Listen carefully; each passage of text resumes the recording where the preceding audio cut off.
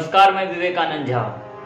दोस्तों, आज मैं उत्तर प्रदेश में होने वाले विधानसभा चुनाव की कुछ विशेष बात आप लोगों के समक्ष प्रस्तुत करूंगा।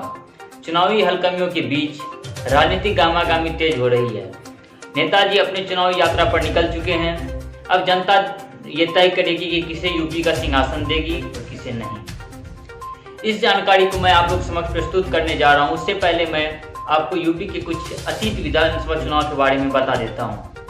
इससे पहले मैं आपको यूपी के अतीत के विधानसभा चुनाव के बारे में बताता हूँ, जो कि 2012 से शुरू होती है। 2012 के विधानसभा चुनाव में अखिलेश यादव ने बहुमत हासिल की थी और अपना सरकार बनाया था, जिसमें वो मुख्यमंत्री के तौर पे उस समय आए थे। जिसमें मतदान हुआ था, उस मतदान में मतदाताओं ने लगभग 59% की भागीदारी दी थी। उसके बाद 5 वर्ष का कार्यकाल खत्म होने के बाद 2012 में फिर 2017 में विधानसभा चुनाव होता है, जिसमें बीजेपी ने बिना सीएम का चेहरा दिए मोदी के नेतृत्व में बहुमत हासिल करती है।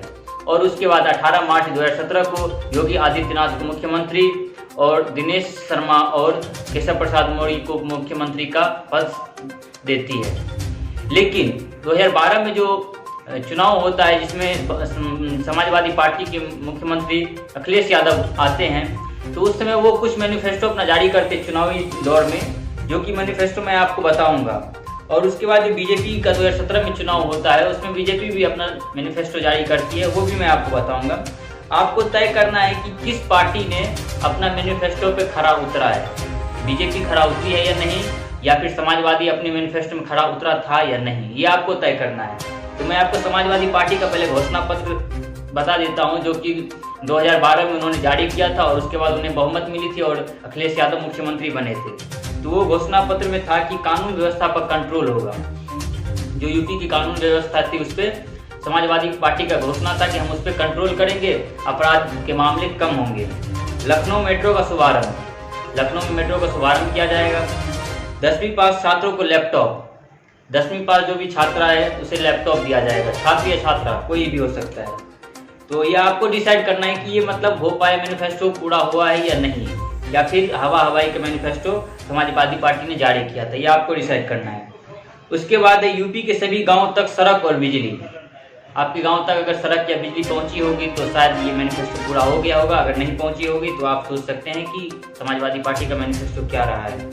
उसके बाद है भूमि अधिग्रहण पर 6 गुना का मुआवजा का प्रस्ताव।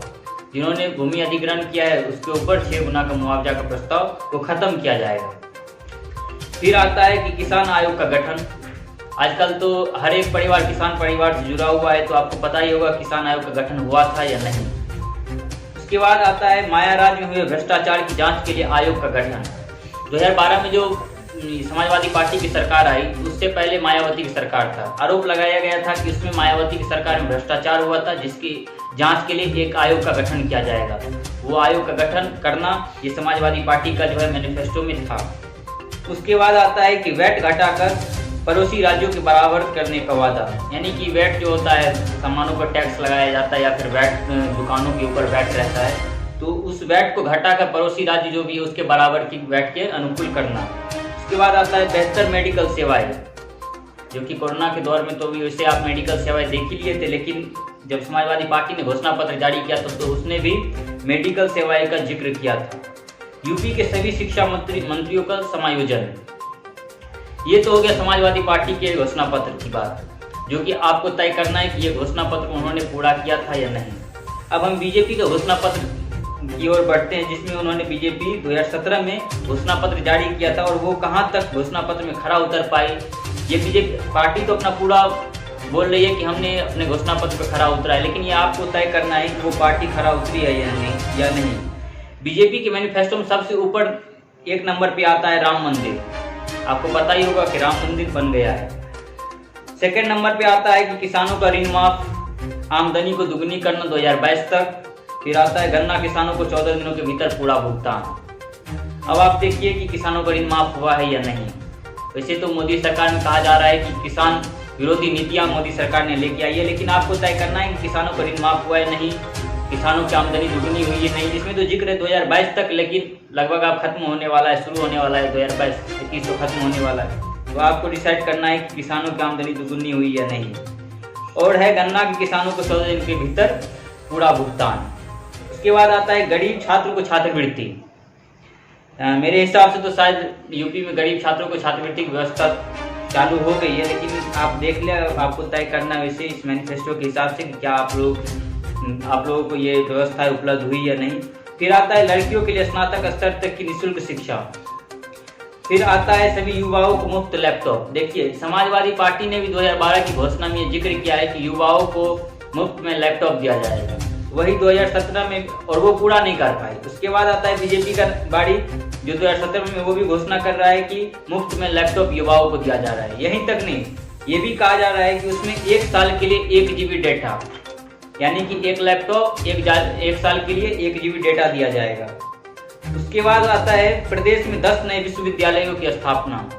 मेरे हिसाब से शायद 1, 2, 3 तो विश्वविद्यालय का स्थापना हो चुका है, लेकिन आपको तय करना है कि विश्वविद्यालय का स्थापना हुआ है या नहीं। उसके बाद शोध एवं विकास पर जोर। अगले 5 वर्षों में 70 लाख रोजगार एवं स्वरोजगार के अवसर। इस बार के चुनाव में सबसे बड़ा मुद्दा यही है कि मोदी सरकार पे हमला बोला जा रहा है इसके द्वारा, विपक्ष के द्वारा और कुछ जनताओं के द्वारा भी, कि मोदी सरकार ने 2 करोड़ रोजगारों का वादा किया तो उसे पूरा नहीं किया। वही स्थिति अभी यूपी के चुनाव में भी देखने को मिल सकता है, जहां वो बता रहे हैं कि अगले 5 वर्षों में 70 लाख रोजगार एवं स्वरोजगार के अवसर मिलेंगे। इसके बाद आता है भूमिहीन कृषि मजदूरों का 2 लाख रुपए तक का बीमा, बैंक ऋण, सरकारी योजना और अन्य सामाजिक सुरक्षा।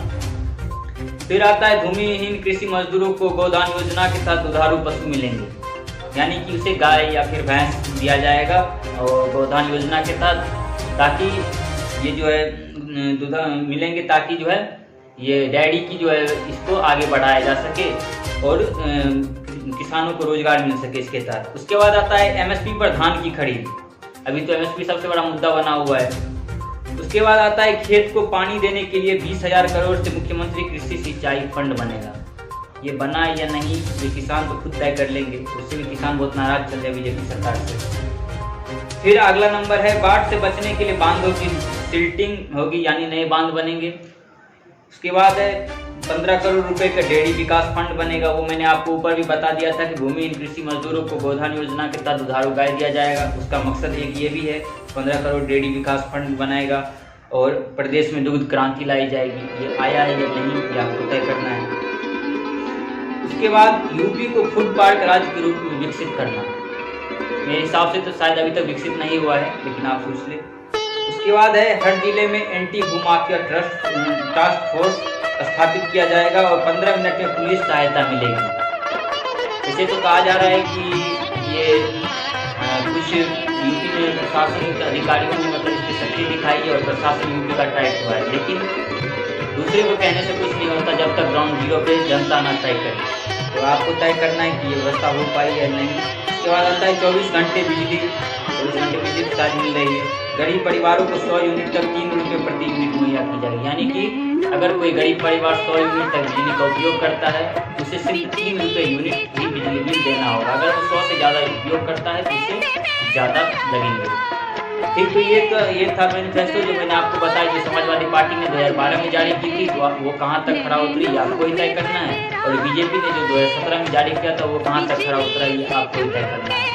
और आपको मैं इसलिए जानकारी दिया ताकि आपको विधानसभा चुनाव को लेकर आप ज़्यादा जागरूक हो और ज़्यादा आपको पता रहे कि मतलब आप क्या मोदी का मैनिफेस्टो रहा है, क्या बीजेपी का मैनिफेस्टो रहा है विधानसभा चुनाव 2017 में, और क्या समाजवादी पार्टी का मैनिफेस्टो रहा था।